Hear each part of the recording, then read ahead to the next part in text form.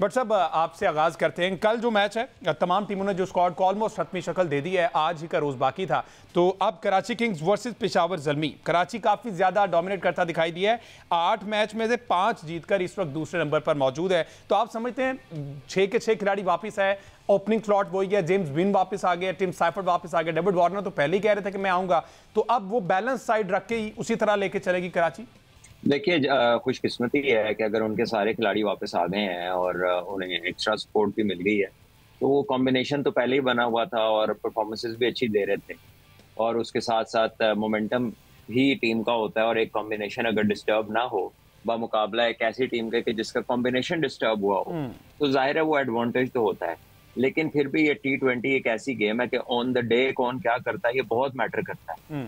और ज़ल्मी ने भी पिछले कुछ मैचेस अच्छे खेले हैं, तो ऐसा नहीं है कि वो टीम कोई डाउन एंड आउट है। जैसे आप कह लीजिए कि इस्लामाबाद का माइंडसेट जो है, जाहिर है वो पहले सारे मैच जीते और उसके बाद अगले 4 मैच हारे, तो वो एक स्ट्रीक बनती है जिससे थोड़ा सा कह ले कि आप मेंटली इफेक्ट हो सकते हैं। लेकिन यहाँ पर ये दोनों टीमें पिछले मैचेस अच्छा खेल रही हैं, अच्छी क्रिकेट खेल रही हैं और जीतते हुए आ रही हैं, तो एक अच्छा मैच होगा। ये आसान मैच शायद ना हो किसी भी टीम के लिए दोनों में से।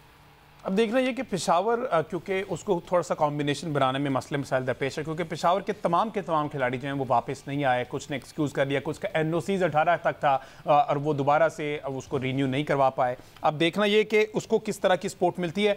On the other hand Kane Williamson के बारे में हमने ज़रा देखना है कि वो अगर आते हैं तो उनकी जगह सलमान भी आपको बनती दिखाई दे रही, क्योंकि एक तरफ इन्होंने जॉश मंसी को ले लिया, स्कॉटिश बैटर है और है ये भी ओपनर।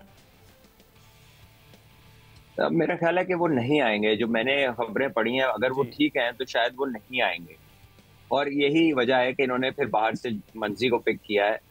तो आई थिंक वरना ये एक्स्ट्रा प्लेयर क्यों पिक करते अगर इनके प्लेयर वापस आ रहे हो। बिल्कुल इसी तरह अब ये ज़रा पेशावर की सूरत हाल जो है वो अब देख लेते हैं। वो जानते हैं कि कौन कौन से प्लेयर्स वापस आए, एक पूरी हमें चीज़ें मिल जाएँ तो उस पर फर्दर भी क्लैरिटी मिल जाए। लेकिन इधर तो हमारे तमाम के तमाम प्लेयर्स सलमान भी वापस आ गए, लेकिन IPL में आप जो खबर आई है, फॉफ डु प्लेसी ने ये ऑफिशियली बताया है कि इंडियन प्रीमियर लीग के लिए थ्रेट किया जा रहा है तमाम के तमाम ओवरसीज प्लेयर्स को कि अगर कोई प्लेयर वापस नहीं आता जब से ये स्टार्ट हो रही दोबारा से, तो उनको अगले 10 साल के लिए IPL में बैन कर दिया जाएगा।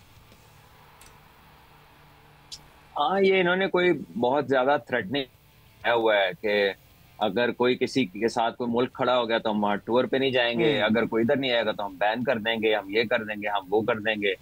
तो ये शायद उस मोड में है तकरीबन, ये कह लीजिए कि ऑन द होल ही, जो कि मेरा ख्याल है कि नहीं होना चाहिए। देखिए, बाहर के मुल्कों में जिन ऐसी कंट्रीज के प्लेयर आते हैं कि जहाँ पर वॉर एक अनहर्ड ऑफ कह लें सॉर्ट ऑफ सब्जेक्ट है, और रिसेंट हिस्ट्री में उनकी कोई ऐसी मसले मसाइल किसी दूसरे मुल्क से दरपेश नहीं आए, स्पेशली न्यूजीलैंड ऑस्ट्रेलिया तो वैसे ही दुनिया के ऐसे कोनों पर हैं कि वहां पर लगता है कोई जाएगा ही नहीं लड़ने, वो इतना खर्चा पहुंचने में ही हो जाता है। तो बात यह है कि आप ऐसे फैमिलीज जो उनकी पीछे हैं, जब वो सुनती हैं और जो जिस किस्म की मीडिया ने खबरें चलाई हैं इंडिया के कि ये हो गया, वो तोड़ दिया, वो कर दिया, यहाँ मार दिया, वहां मार दिया, तो जाहिर है कि फैमिलीज लोगों की जो देख रही हैं टीवी को देख के वो अंदाजा लगा रही हैं, उनके मुताबिक तो पता नहीं क्या था कि आसमान से हर जगह गोले ही बरस रहे थे।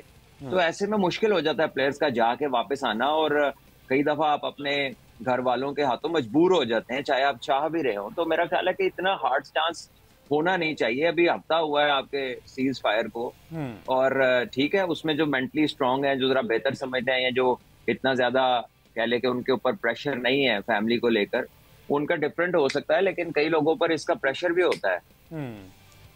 अच्छा, आप समझते हैं कि बोर्ड्स की तरफ से कोई प्रेशराइज किया जाएगा दीगर बोर्ड की तरफ IPL इंतजामिया को कि ये जो ज्यादती हो रही है जनाब, इस पर जो थ्रेट किया जा रहा है कि अगर नहीं आते तो 10 साल के लिए, तो अब ये दीगर बोर्ड्स इसमें शामिल हो सकते हैं? देखिए, I don't know, I think this is just taking things to another level. देखिए, लोगों को भी समझना चाहिए। अभी पाकिस्तान में सारा कुछ ठीक था, सारी दुनिया आ रही है, ये इंडिया वाले थ्रेट लगाई हुई थी इन्होंने, ठीक है, सारी की सारी चैंपियंस ट्रॉफी। जब कुछ नहीं हो रहा था तो इनको थ्रेट फील हो रहा था। आपके घर में जंग लग गई या दूसरे को थ्रेट फील ना हो, ये कमाल है। मतलब ये एस्टॉनिशिंग है द वे दे थिंक कि सारी दुनिया बस जो है ना वो इसी चक्कर में लगी हुई है कि ये क्या कहेंगे, ये क्या करेंगे। मेरा ख्याल है कि इस चीज से थोड़ा सा ऊपर होकर सोचना चाहिए। आप कह लीजिए कि एक बड़ी क्रिकेटिंग नेशन है, ठीक है, और आप दुनिया की सबसे बड़ी लीग करा रहे हैं, but you must understand the dynamics, how people work, how people think, how people live in a place जहां पर कोई मसले मसाइल है ही नहीं। और जब वो ऐसी चीजों के बारे में देखते हैं, और माशाल्लाह जिस तरह का थोड़ा मीडिया है जो उन्हें अन्नी पाई सी यह हो गया, तो उसके बाद लोगों को इतना आसान नहीं होता to walk into the same sort of path, ठीक है। हालांकि हालात बेहतर हो रहे हैं, अल्लाह का शुक्र है, कोई प्रॉब्लम नहीं होगी ना इधर ना उधर, लेकिन थोड़ा सा रूम तो इस चीज का भी रखना चाहिए ना कि सामने वाले लोग क्या सोच रहे हैं। उनकी एश्योरेंसेज, उनको काम डाउन होने में डर लगता है जब आप उन्हें भगाकर निकाला हो, तो उसके बाद वो अचानक जो है, और वैसे भी जिस तरह के बयानात अभी तक आ रहे हैं, तो आपको नहीं लगता कि लोग जरा सोचने पे मजबूर हो जाते हैं? बिल्कुल ऐसे। और कौशल मेंडिस जो है ना, उन्होंने बोर्ड से एक तरफ आईपीएल तो एक तरफ प्लेयर्स इंडिविजुअली भी प्रेफर कर रहे हैं कि आईपीएल खेलने जाएं। कौशल मेंडिस इधर से कह रहे हैं कि सिक्योरिटी रीजंस हैं, थ्रेट्स हैं, मैं दोबारा से पीएसएल ज्वाइन नहीं कर सकता। तो अंदर की खबर ये कि गुजरात टाइटंस ने उन्हें साइन कर लिया रिमेनिंग मैचेस के लिए, तो वो आईपीएल को प्रेफर कर रहे हैं ओवर पीएसएल। डेफिनेटली पैसा मैटर करता है, लेकिन इस पर हर एक की अपनी मर्जी है हमजा, हर एक की अपनी मर्जी है। आप किसी को भी मजबूर नहीं कर सकते, चाहे वो पाकिस्तान क्रिकेट बोर्ड हो, ठीक है। और पाकिस्तान क्रिकेट बोर्ड जाहिर है कोई इतना मेजर प्लेयर नहीं है in terms of revenue generation force, ठीक है, लाइक मोस्ट अदर कंट्रीज। तो इंडिया क्योंकि रेवेन्यू जनरेटिंग फोर्स है क्रिकेट की दुनिया में, तो वो अपना इकोनॉमिक मसल जो है वो इम्पोज करते हैं। और ये बात कोई ये जंग लगने के बाद की नहीं है, उससे पहले भी ऐसा ही है। अहमद, आपकी फेवरेट लीग जिसे बड़ा पसंद करते हैं आप उस पर जनाब ये चीज़ें बातें आ रही हैं सामने, और प्लेयर्स जो हैं वो उधर जा रहे हैं पीएसएल छोड़कर, तो इस पर आपकी क्या राय है? जो आपने मुझे बाउंसर किया है ना फेवरेट लीग है, इसको मैं अब समझ नहीं आ रही वेल लेफ्ट करूं या इस पे पुल पे छक्का मारूं। लेकिन मेरे ख्याल में देखिए हमजा, सबसे जो मेन चीज फ्रेंचाइज बेस्ड टूर्नामेंट्स में होती है वो ऑब्वियसली पैसा होता है। जहां पे पैसा होता है वहां पे एक अट्रैक्शन होती है, और प्लेयर्स अगर जा रहे हैं आईपीएल के लिए तो ऑब्वियसली वो पैसे के लिए जा रहे हैं आईपीएल में। पाकिस्तान क्रिकेट बोर्ड को और आई थिंक कि पीएसएल की मैनेजमेंट को और पीएसएल की फ्रेंचाइजीज को देखना पड़ेगा कि इन इश्यूज से किस तरह से डील किया जाए और किस तरह से इन इश्यूज को सॉर्ट आउट किया जाए। क्योंकि अगर आप थोड़ा सा सख्त एक्शन नहीं लेंगे प्लेयर्स के अगेंस्ट, उनको थोड़ा थ्रेट नहीं करेंगे कि अगर आप पीएसएल को देखें, फिर ये होगा कि पीएसएल को एक सी या डी ग्रेड लीग तस्वुर किया जाएगा। जिसका भी दिल करेगा वो पहले अपनी अवेलेबिलिटी शो करेगा, अपनी साइनिंग वगैरह करके सब कुछ करके जब वहां से ऑफर आएगी तो यहाँ से छोड़ के वहां चला जाएगा। तो अगर वो 10 साल की पाबंदी लगाने की धमकियां दे रहे हैं तो मेरे ख्याल में हमें भी फिर 1-2 सीजन एटलीस्ट उनकी पाबंदी लगानी चाहिए जो इस तरह से बिहेव करते हैं।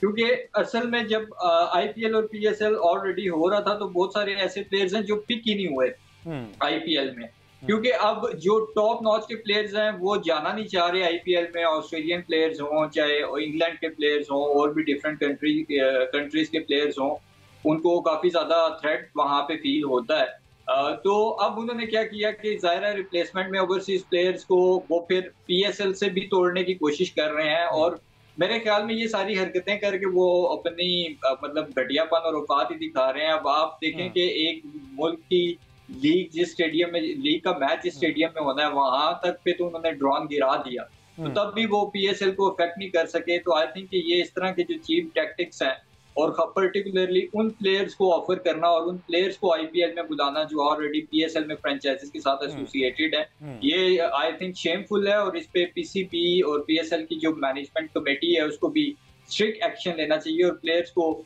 जो है ना अलर्ट करना चाहिए कि अगर इस तरह से आप बिहेव करेंगे तो फिर आप पे पाबंदियां लगेंगी।